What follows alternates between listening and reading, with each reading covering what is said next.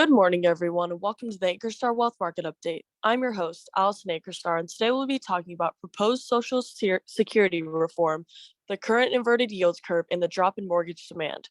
But before we begin, as a reminder, this is a financial education presentation and should not be construed as personal financial advice. Full disclaimer information is available at ankerstarwealth.com.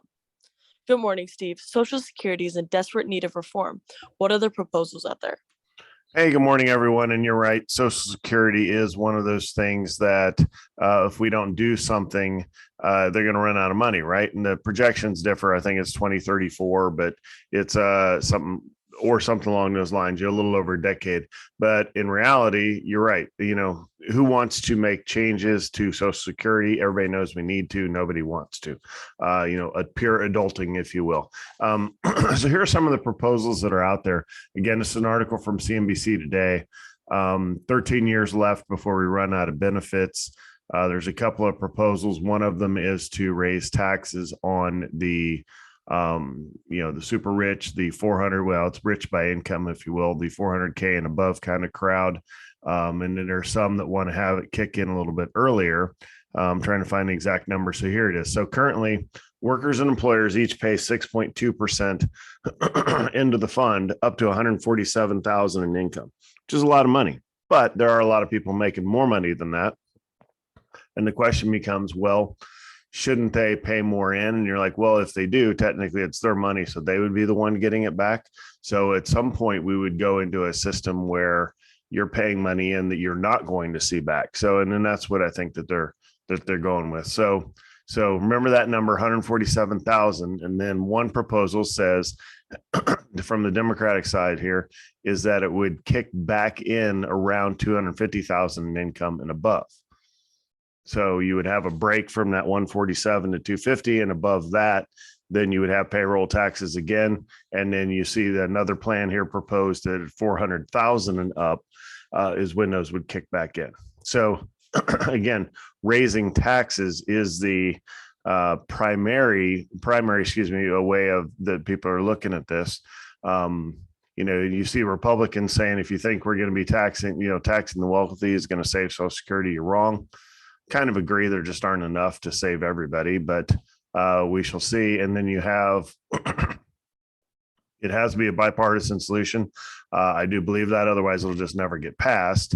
And then Rick Scott from Florida says that he will never do anything that cuts Social Security benefits, obviously, because his constituents, if you look at Florida and the average age, and it's a haven for retirees, he's of course not going to support any cuts there. So we're really kind of at a standstill, if you will, other than something's going to happen eventually.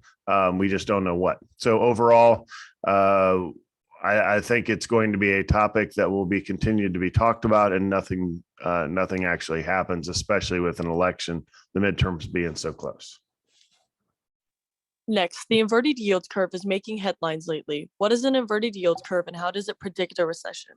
Well, so, it inverted yesterday, it inverted back in March. So what they're really talking about there, and there's a couple things to peel back here. What they're really talking about is the 2-year, this first key point.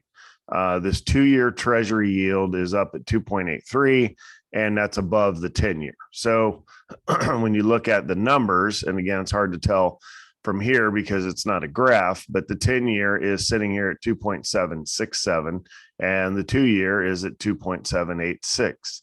So what does that mean in the real world? Think of it in CD rates. If you were to buy a 2-year CD right now, you could get 2.78, and you're like, okay, it is what it is, not great, not bad. It just is what it is. And then you're like, what if I went out and wanted a 5-year or a 10-year? And you're like, oh, well, if I did that, I would make less. That makes no sense, right? So why would anybody do that? Well, nobody would do that, right? You would all get the 2-year because you're going to make more, and then you can renegotiate at that time.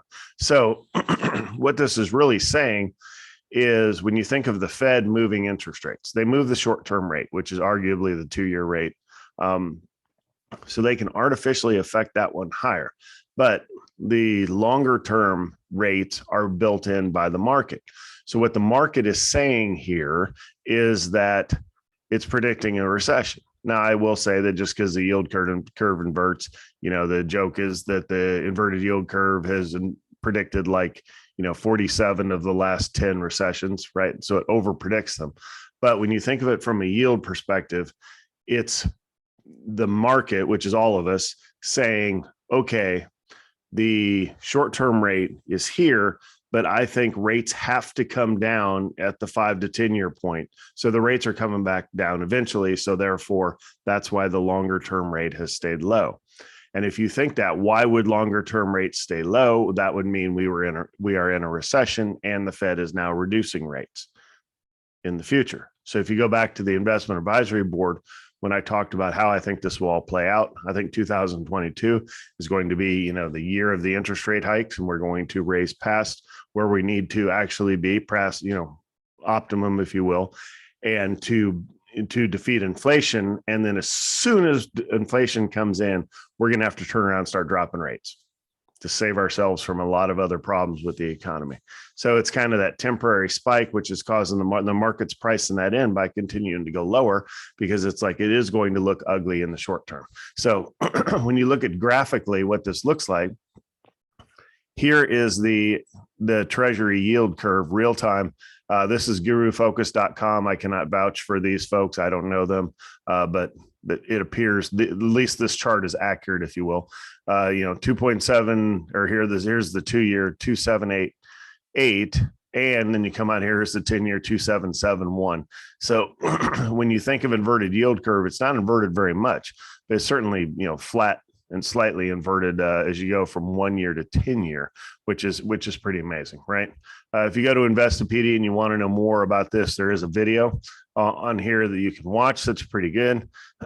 It will show an inverted yield curve as this, which it's not, right? It's not nearly that bad. I just showed you the actual one, but this is more of an academic one. But certainly it is a negative indicator of what the market thinks is going to happen in the future, which is what I think is going to happen. Again, the rates are going to scream higher. We're going to beat inflation, and then the rates are going to have to drop. Otherwise, we're going to have big problems out there. Last, the drop in mortgage demand continues. What does this mean for the overall housing market?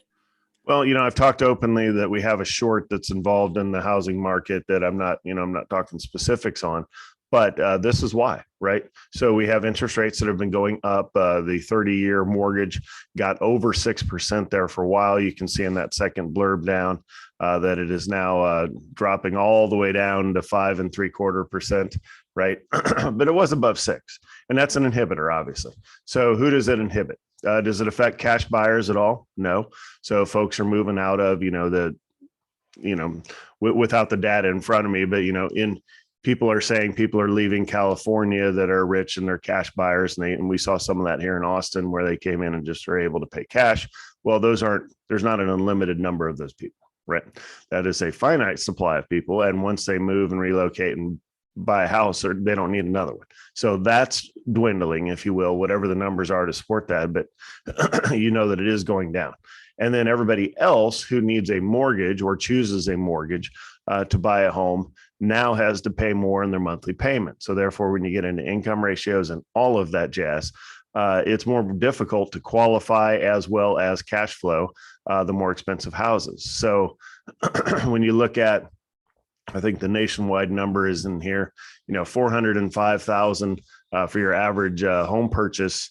That's the loan size. So you think home purchase, or the home's actually probably $500,000 at that point with 20% down. When you're looking at $405,000 and the income required to be able to finance that at a 5.75% is significantly more than it was at 3%.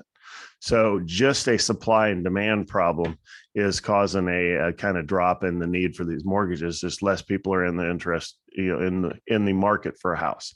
So, and there's a supply problem, right? So you have folks that if you were going to cash in on the big move up in real estate and sell your house and take all that equity and either put it, whatever you're going to do with it, use it for retirement or relocate or downsize or whatever it was. A lot of those folks have already taken advantage of that opportunity. So there aren't that many that are out there now going, hey, I want to unload this house at the highs and then downsize or relocate or whatever. So I think most of this story has played out and that the housing market's going to come in some.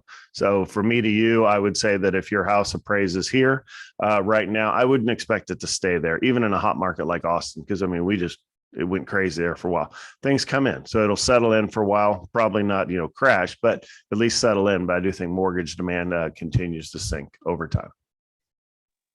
Thank you, everyone, for your questions. Please submit your questions as a comment through social media or directly to our email at vipservices@ankerstarwealth.com. And don't forget to like and subscribe to get daily updates. That's all we have for today's show. I'm Allison Ankerstar, and we'll see you back here tomorrow.